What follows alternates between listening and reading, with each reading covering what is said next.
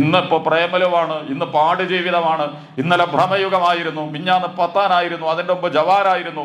ഇവരൊക്കെ കൂടി കാണുമ്പോൾ നമുക്ക് യുവാകെ ആരാന്റെ കാശെടുത്തിട്ട് നമ്മളുടെ കീശയെ കിടക്കണ കാശ് പിടിച്ചെടുത്ത് കൊണ്ടുപോകാൻ വേണ്ടി വേറെ ഒരു ദൗത്യവും സിനിമക്കില്ല കേട്ടോ. സിനിമക്ക് ദൗത്യം ഉണ്ടെങ്കിൽ അത് ഫാസിസത്തിനും മുതലാളിത്തത്തിനും മാത്രമാണ്. മനുഷ്യരെ ബ്രെയിൻ വാഷ് ചെയ്യാൻ തങ്ങളിലേക്ക് കേരള സ്റ്റോറി മുതൽ കേരള ഫയൽ മുതൽ അങ്ങനെ വീരസവർക്കറടക്കം സൃഷ്ടിച്ചെടുത്ത് അങ്ങനെയുള്ളൊരു പൊളിറ്റിക്കൽ മൂവ്മെന്റ് ഉള്ള സിനിമകളുണ്ട്, അപകടകരമായ മൂവ്മെന്റുകളുള്ള.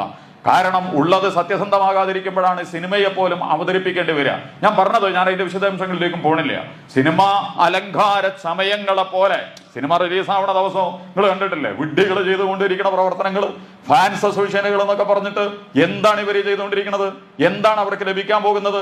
എന്താണ് അവർ ഈ സിനിമാ നടന്മാർ എല്ലാവരും മോശക്കാരാണെന്നോ വളരെ മോശമാണെന്നോ അല്ല. യഥാർത്ഥത്തില് മനുഷ്യന്റെ അടിസ്ഥാന ജീവിത ദൗത്യങ്ങളുമായി ബന്ധപ്പെട്ട ഒന്നേ അല്ല